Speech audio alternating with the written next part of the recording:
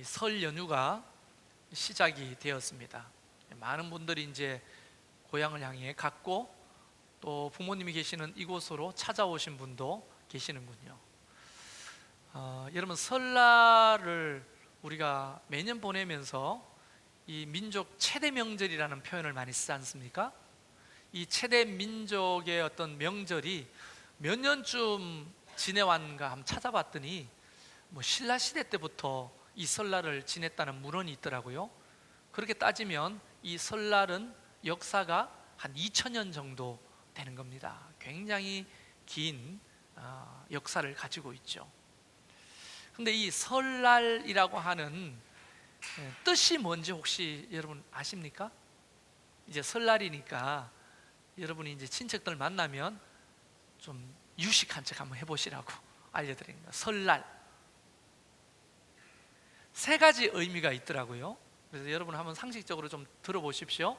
첫 번째, 이 설날이라고 하는 것은 낯설다 할 때 설자입니다. 낯설, 설자, 낯설다 할 때.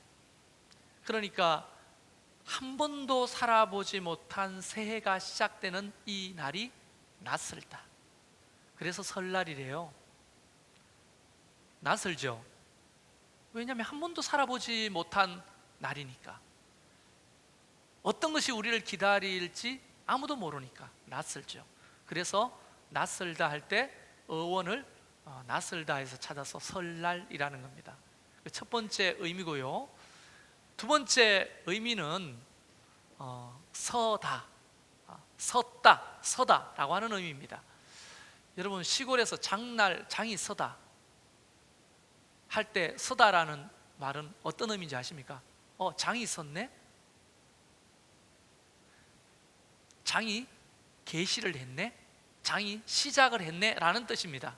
그래서 선날, 새로운 한 해가 시작된 날, 이런 의미라는 겁니다. 그래서 선날이라는 것이 연엄법칙에 의해서 나중에 설날 이렇게 됐다는 거죠. 이 두 번째 의미 말씀드렸고요. 이제 세 번째 의미는 잘 사용하지 않는 단어더라고요. 섭다, 이 시옷의 밑에 받침이 리을 비읍입니다. 섭다, 이 섭다고 하는 것은 삼가하고 조심하다라고 하는 뜻이 있습니다. 그래서 설날이 섭다라고 하는 의미가 있는데, 왜냐하면 이 새해는 좀 삼가하고 조심하는 한 해가 되라 라고 하는 의미가 있는 거죠. 의미가 맞는 것 같아요. 왜냐하면 세상이 흉흉하고 어렵잖아요. 어떤 일들이 우리에게 닥쳐올지 모르는 수많은 위험과 위기가 있잖아요. 그래서 섭다, 좀 삼가하고 조심하는 한 해가 되라 라고 하는 의미에서 설날이랍니다. 여러분 기억하시겠죠? 이제 세 가지 설날의 의미. 첫 번째는 낯설다, 두 번째는 시작되다, 계시되다, 세 번째는 삼가하고 조심하는 날. 그래서 세뱃돈 줄 때 조카들한테 설날의 의미를 알면 10,000원 더 줄게 해보세요. 돈 나갈 일이 없을 겁니다. 잘 모를 거예요. 자, 이런 의미에서 이 설날인 거죠. 그러나 여러분, 정말 낯설고, 그리고 또 새롭게 시작되고, 또 조심해야 될 그런 한 해가 우리에게 시작됐지만, 살아계신 하나님께서 저와 여러분과 동행하신다면 이 설날도 문제 없을 줄로 믿습니다. 이 새해도 하나님의 은혜가 충만하게 될 줄로 믿습니다. 자, 그런 의미와 더불어서 성경에서 설날이 있어요. 성경에서 설날. 성경에서 말하는 설날은 어떤 날일까요? 이것도 이제 여러분이 아시면 좋겠는데, 유월절입니다. 한번 따라해 보실까요? 유월절. 들어보셨죠? 이 유월절이라고 하는 날은 지금도 이스라엘 백성들이 설날로 지키는 날입니다. 이 역사가 얼마나 되느냐? 3000년이 더 지났어요. 그래서 기네스북에 가장 오래된 인간이 기념하는 명절로 유월절이 올라 있습니다. 인류 역사상 가장 오랫동안 기념하는 명절이 뭐냐? 기네스북에도 올라 있는 유월절입니다. 3,000년이 지났으니까 정말 오래된 거죠. 그런데 이 유월절은 이스라엘의 달로 말하면 아비벌입니다. 아비벌. 이 아비벌이 우리나라로 말하면 정월 초하루입니다. 근데 이 아비벌은 오늘날은 3, 4월을 아비벌이라고 해요. 뭐 이것까지는 기억하실 필요 없고, 그래서 유대인의 설날은 이 6월절부터 시작되는 거예요. 6월절부터 3, 4월이 새해예요. 우리는 뭐 음력으로 1월 1일이 새해지만 그들은 우리랑 새해가 조금 다릅니다. 그럼 언제부터 새해라고 말하느냐? 6월절, 첫 6월절을 지키는 그날부터 이제 늘 새해라고 지켜왔죠.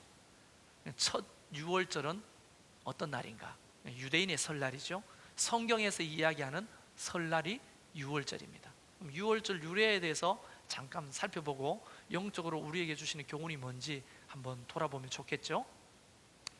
이스라엘 백성들이 애굽에 종살이를 하는데 처음에는 이제 종으로 끌려간 건 아니죠.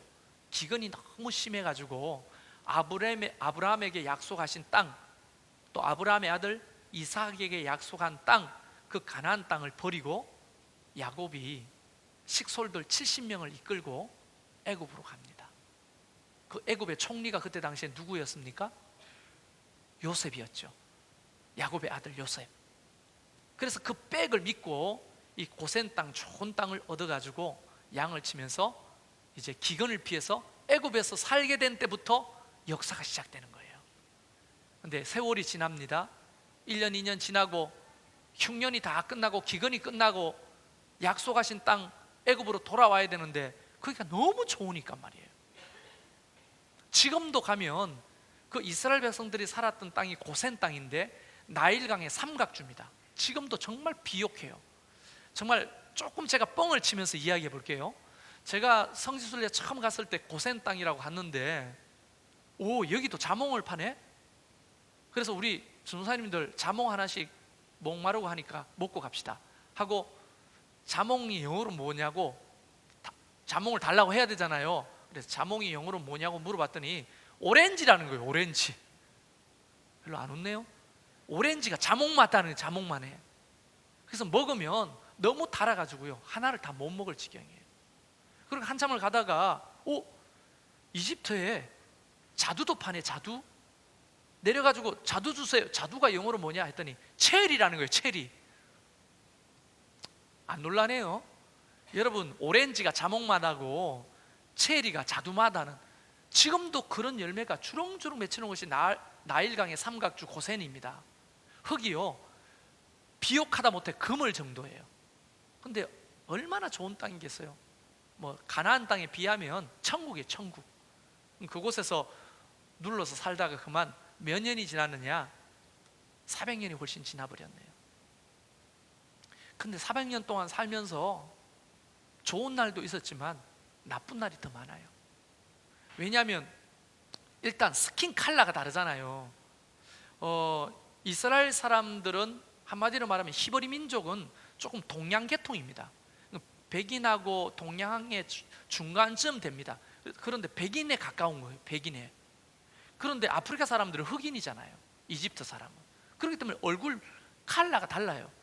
그 바로 왕이 저 민족은 누구냐? 밥만 먹고 애만 놓냐? 저렇게 인구가 많냐? 덜렁 겁이 나는 거죠. 바로 왕이. 그래서 이들을 강압적으로 억압하기 시작합니다. 그래서 그때 당시에 피라미드 짓는 거 규모 보세요. 어마어마하죠. 건축물이 이집트가. 그런데 그때 당시에 람셋과 비돔과 람셋이라고는 엄청나게 큰 국고성을 샀는데 히브리 민족이 끌려가서 밤낮으로 일하는 그런 강제 노역에 시달리게 됩니다. 출애굽기 1장에 보면 그들이 얼마나 고통스러웠냐면 그들의 비명소리가, 그들의 호소하는 울음소리가 하늘에 도달했다고 되어 있어요. 너무 고통스러운 거죠. 정말 북한의 요독 수용소 같은 얘기 들어보셨어요? 밤낮으로 강제 노역에 시달리면서 먹는 것도 제대로 먹지 못하는 그런 노예의 삶이 지속되었습니다. 그런데 문제는 육체적으로 고달픈 정도가 아니고 영적으로 보면 그들은 아브라함과 이삭과 야곱의 후손이라고 찾아볼 수 없는 우상을 숭배하는 이방인들이 다 되어버린 거예요. 하나님의 계획은 뭡니까 지금? 그 이스라엘 백성들을 통해서 그 땅에, 가나안 땅에 누가 오시죠?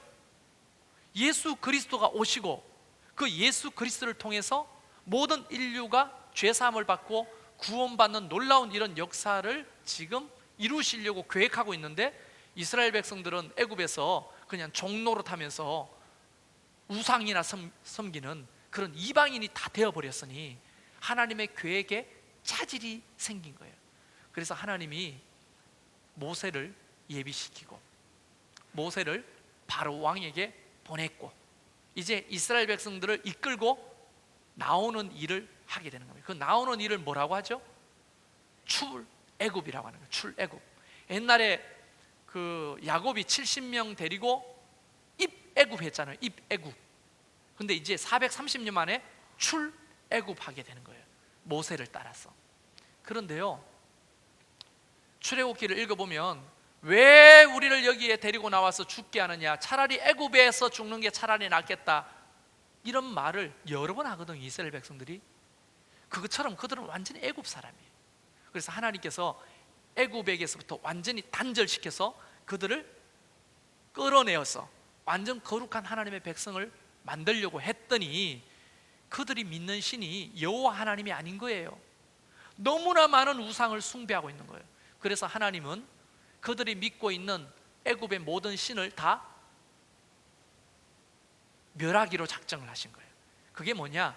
우리가 잘 아는 10가지 재앙입니다. 우리가 알고 있는 10가지 재앙이 있죠.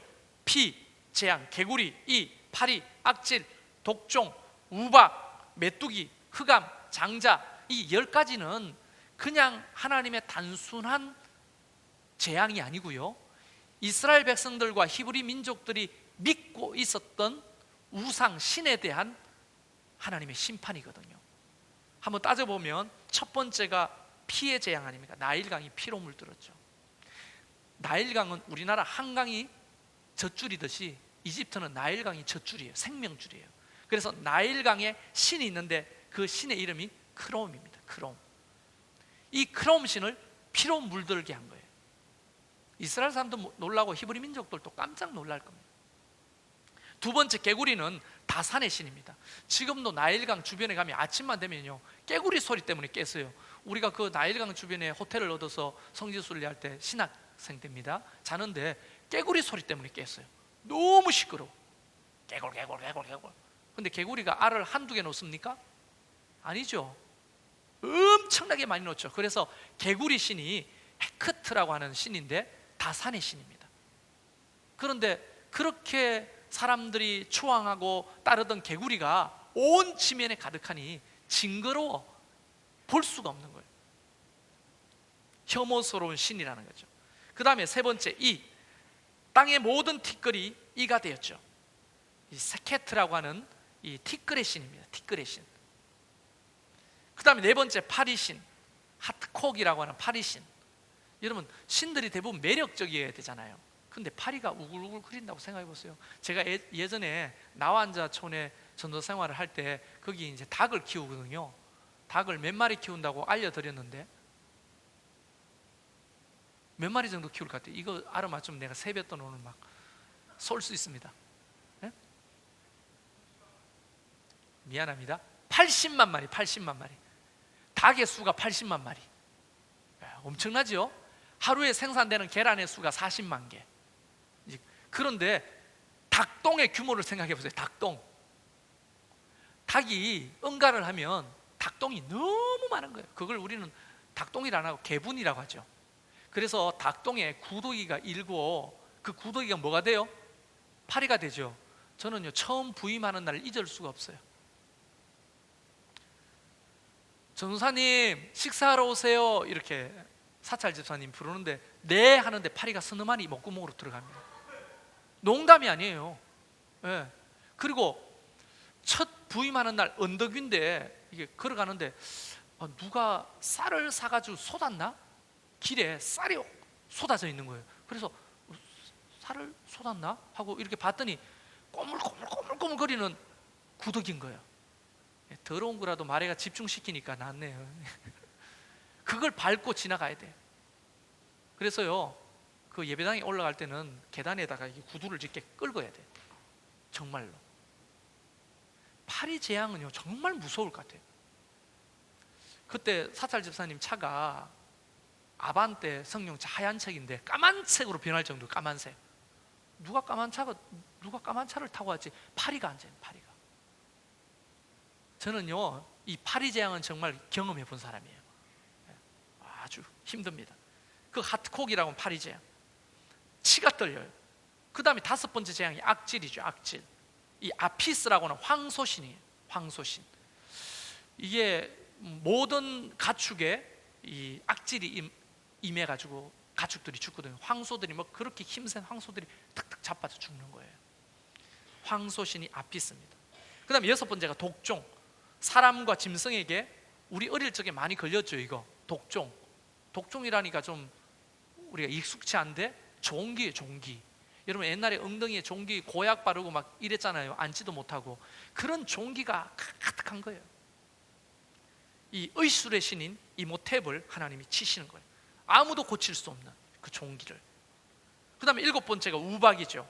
하늘의 여신 누트가 매력적이지 않대요. 이 누트는 땅에 비를 내려서 곡식을 자라게 하는데 우박을 내리니 누트가 끝난 거죠. 누트의 신이. 8번째 메뚜기 신입니다. 여러분 메뚜기 신이라기보다도 아프리카는요 메뚜기가 그렇게 기승을 부려요. 우리가 생각하는 옛날에 잡아가지고 물레방아하고 뭐 이런 어떤 낭만의 메뚜기가 아니에요. 메뚜기가 지나가면 모든 그 식물들은 다 초토화가 되는 거예요. 그래서 메뚜기를 지켜주는 신이 있었습니다. 그 신의 이름이 세라피아입니다. 세라피아. 근데 메뚜기의 신이 세라피아가 메뚜기를 지켜주지 못하는 거예요. 메뚜기 재앙을 통해서. 그 다음에 9번째가 흑암입니다. 흑암. 여러분 그때 당시에 그들이 믿는 신 중에 최고의 신이 태양신이에요. 태양신. 태양신의 이름이 라라고 하는 거예요. 라신. 근데 흑암이 태양을 가려버렸죠. 태양신이 죽었다는 거예요. 하나님께서는 첫 번째, 두 번째, 세 번째, 네 번째, 9번째까지 모든 신이 여호와 하나님 앞에 얼마나 무력한지를 몸소 이집트 사람과 히브리 사람에게 보여주시는 거예요. 그리고 나머지 신이 남아 있었어요. 나머지 신. 그 나머지 신이 뭐냐 하면 바로 태양신의 아들. 그게 바로입니다. 바로. 이게 장자라고 하는 것이요 우상이었어요. 우상. 옛날에 여러분 기억 안 납니까? 제가 6살, 7살 때까지 할머니가 살아 계셨는데 그 할머니가 맨날 제 얼굴을 이렇게 쓰다듬어가지고 이 장손, 우리 채식 가문의 장손 하면서 얼굴을 그렇게 만져주셨어요. 혹시 통닭이 생기잖아요? 그러면 그 통닭의 다리는 누구? 위로 누나도 있고 아버지도 있고 한데 우리 장손한테 줘야 된다고 통닭을 찢어가지고 저한테 주셨어요. 후라이를 탁 하면요 제일 먼저 누가 먹어야 돼요? 장손인 제가 먹어야 되는 거예요. 할머니가 돌아가시고 제 시대는 끝났죠. 할머니가 살아계실 때 그 장손이 너무너무 중요한 거예요. 여러분 그 장손이라고 하는 것은 우리 민족에게도 어쩌면 우상이나 마찬가지예요. 그렇죠? 그들에게 태양신의 장손, 그게 바로 바로 왕입니다. 그걸 치시는 거예요. 그러니까 바로 왕에도 장손이 있었을까요? 없었을까요? 장자가 있었겠죠. 그걸 치면 더 이상 세습이 안 되죠. 왕이. 근데 하나님이 장자를 치려고 딱 봤더니 짐승의 모든 첫 번째 난 것도 치고 집집마다 모든 장손을 내가 죽이겠다 하시는데 단 여기서 구원받을 방법이 있다 하시면서 알려준 게 유월절이에요. 그게 첫 번째 유월절이라고. 그래서 유월절이라는 말이 여러분 그 히브리 말로는 페사흐라는 말입니다. 이 발음이 어려워요. 페사흐. 이 페사흐라고 하는 말은 넘어가다라고 하는 말이에요. 넘어가다. 헬라어에도 이 파스카라는 말은 넘어가다라고 하는 말입니다. 이 근거가 어디에 있습니까? 하나님의 말씀에 보면 12절에 보면 13절에 보면 너희를 위하여 표적이 될지라 내가 피를 볼 때 너희를 넘어가리니 했을 때 이 넘어간다 하라고 하는 말이 페사흐라는 말이에요. 페사흐. 방법이 있어요. 이 유월절을 지내는 방법이. 이제 설날이 시작되는 날이 어떻게 진행되느냐, 우리는 떡국 먹죠. 설빔, 새 옷을 입고 그 다음에 세배하고 차례를 지내고 이렇게 설을 지내는 방식이 있듯이 유대인들에게도 이 유월절을 지내는 방법을 하나님이 아주 상세하게 알려주셨는데, 그 상세하게 알려주신 내용이 이겁니다. 우선 가족의 수만큼 양을 잡으라는 것. 이 말은 성경을 잘 읽어보면 오해하지 않는데, 가족이 4명이면 양을 4마리 잡으라는 게 아닙니다. 4명이 먹을 만한 양을 잡는 거예요. 그런데 우리는 가족이 2명이다, 양 1마리 다 못 먹잖아요. 그러니까 다른 집하고 엎쳐가지고 너희 집 4명이 우리 집 2명이니까 6마리니까 6사람이니까 1마리면 되겠다, 이렇게 1마리 잡으라는 거예요. 하나님 굉장히 좀 상식적이신 분이죠. 근데 잡는데 어떤 양을 잡느냐? 1년 된 흠이 없는 수양이나 염소를 잡으라는 거예요. 왜 수컷을 잡으라고 말씀하셨을까요? 여러분, 이번에 이제 여러분 설날에 처가댁에 가면 우리 장모님이 사위 왔다고 뭘 잡아줘요? 씨암탉을 잡아주죠. 여러분, 시골에 키우는 닭들 중에 육질이 맛있고 더 양이 많고 큰 닭이 수탉입니까, 암탉입니까? 네? 여러분, 수탉을 못 봤어요. 꼬끼 하고 그렇게 우는 수탉은요, 암탉의 약 1.5배 정도 고기가 많이 나옵니다. 그리고 활동량이 많기 때문에 근육이 훨씬 더 쫄깃쫄깃하고 맛있어요. 그런데 장모님이, 백년 손님이 너무나 귀한 사이가 왔는데 왜 수탉을 잡아주지 않고 암탉을 잡아주냐고요. 여러분, 닭을 보면, 제가 닭 박사 아닙니까? 닭 뛰기도 하고 닭을 80만 마리 키우는 데이기도 하고. 근데 닭이요, 수탉 1마리에 암탉 한 10마리 정도를 거느리고 다닙니다. 그리고 이 수탉이 없으면 암탉이 낳는 알은 무정란입니다. 무정란, 뿅아리가 될 수가 없어요. 근데 이 수탉을 씨수탉이라고 부르는 거예요. 씨를 퍼뜨리는 수탉. 그래서 이 수탉 1마리가 있어야 암탉과 교비를 하면 암탉이 낳는 알이 유정란이 돼서 뿅아리가 되는 거예요. 그래서 굉장히 중요한 닭이 수탉입니다. 그래서 아무리 귀한 사이가 와도 수탉은 안 잡아주는 거예요. 그런데 자꾸만 수탉보다 암탉이 맛있다고 우기는 거죠, 장모님이. 그거를 멋지게 포장하려고 씨암탉이라고 하는 거예요.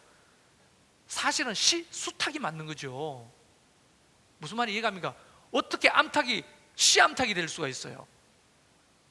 그래서 장모님이 왜냐면 수탉은요, 제삼 목록이거든요.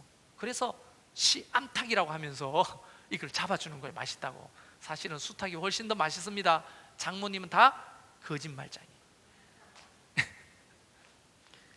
그러면 이런 근거를 따져볼 때 순양을 잡아라, 수염소를 잡아라고 할 때 이 수염소와 수양은 제산 목록 1호입니다.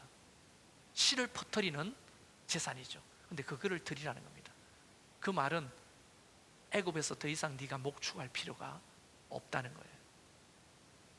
이제 너희는 완전히 다른 민족으로 살게 될 것이라는 거예요.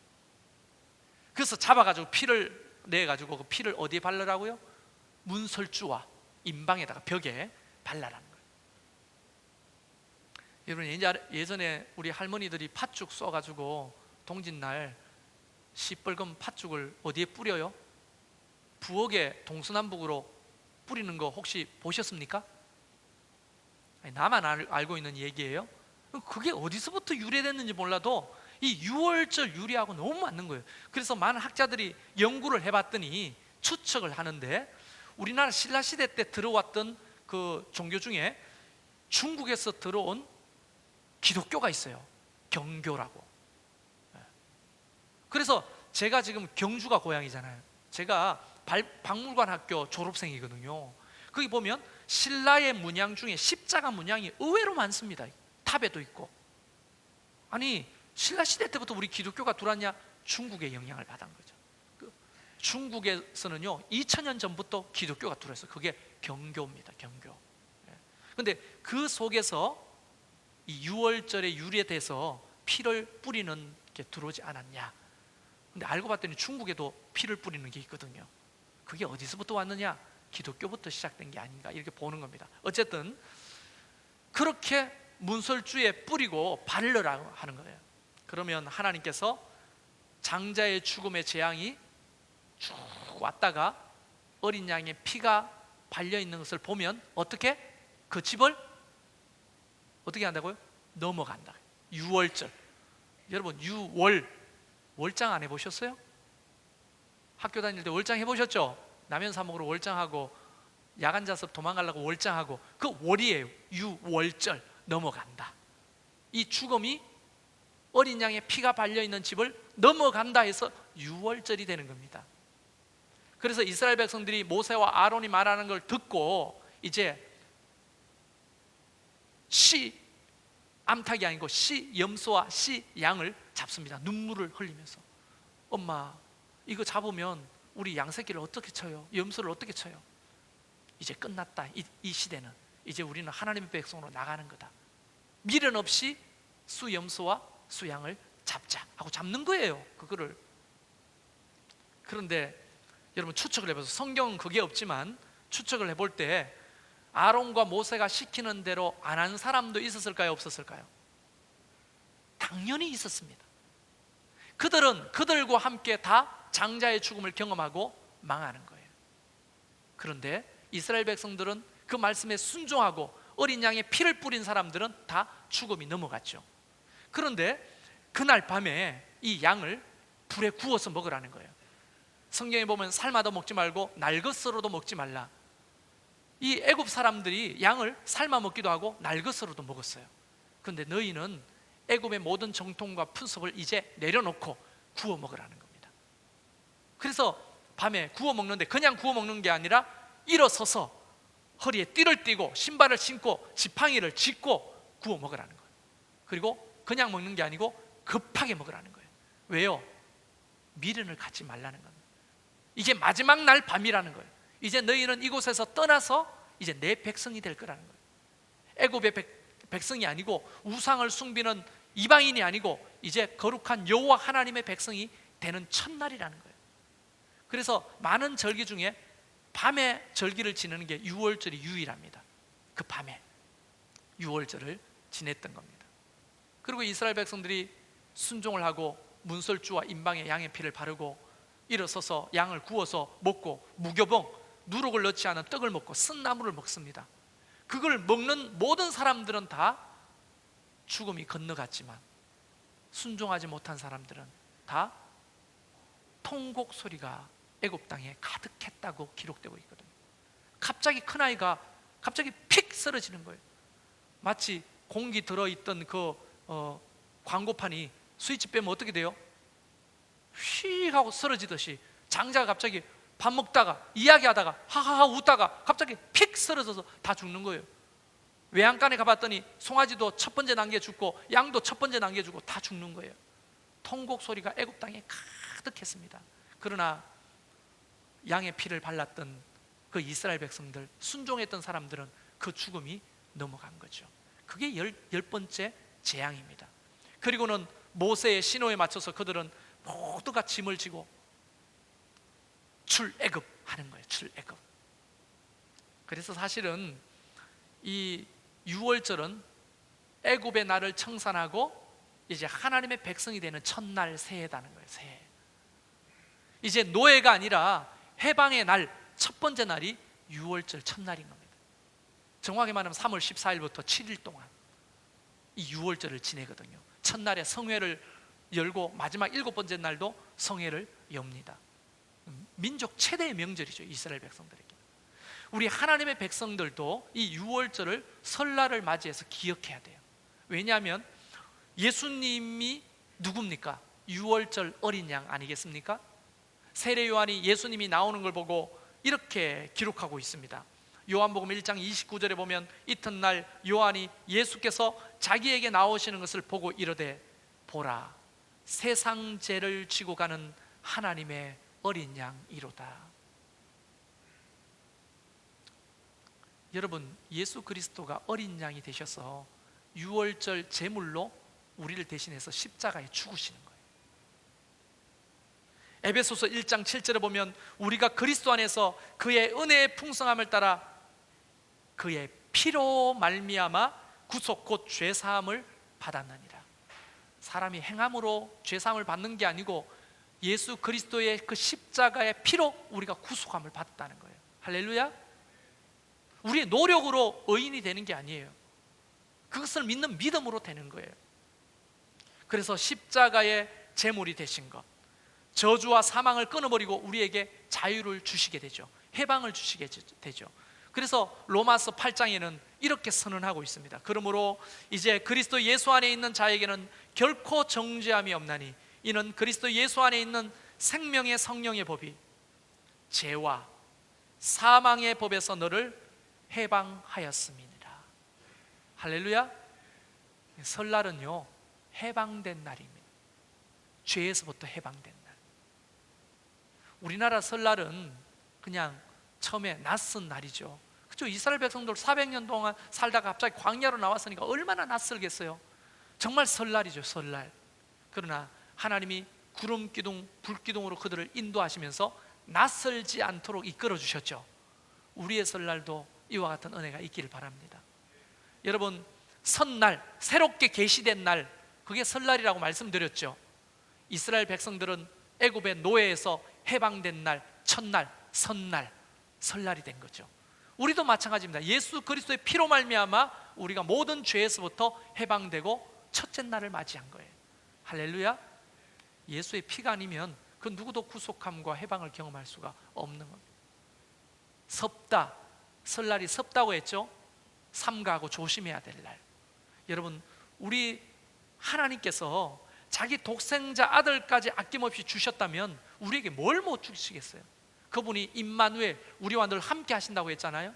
함께 하시면 절대 섭다, 삼가하고 조심할 필요 없이 우리 하나님께서 우리를 지키시고 보호하시는 줄로 믿습니다. 그날이 설날이라고요. 그날이 내일 설날 아니겠습니까? 우리가 설날을 맞이하면서 영적인 의미도 이렇게 한번 좀 생각해 보면 좋겠어요. 우리가 하늘의 시민권을 받은 사람으로서, 물론 대한민국 사람으로 설날을 명절이라고 말하지만 또 하늘의 시민권을 가진 하나님의 사람들로, 아, 설날은 곧 유월절이구나. 예수의 피로 우리가 해방된 날, 예수의 피로 우리가 자유함을 입은 날, 예수의 피로 우리가 거룩한 하나님의 백성이 된 날, 그날의 첫날이 바로 설날이구나. 꼭 기억하시면서 우리가 평생 살았으면 좋겠어요. 그래서 여러분에게 마지막으로 묻습니다. 예수의 피가 여러분에게 인쳐 있습니까? 여러분, 우리가 설날이 되면 예수 안 믿는 불신 가족들과 형제들과 친척들 사이에서 시간을 보내게 되잖아요. 우리는 그들과 다른, 물론 본질적으로는 그들도 생명도 소중하고 너무 귀하지만 본질적으로 우리가 먼저 하나님의 자녀가 된 이상 거룩하게 보내시길 바라고, 좀 구별되게 보내시기를 바라고, 다투거나 싸움 없이 서로 이해하고 섬기는 설날이 되길 바랍니다. 그것이 바로 예수의 피를 힘입은 그리스도인의 능력이라고 저는 믿습니다. 우리 옆 사람에게 이렇게 설명합시다. 6월절을 잘 보내십시오.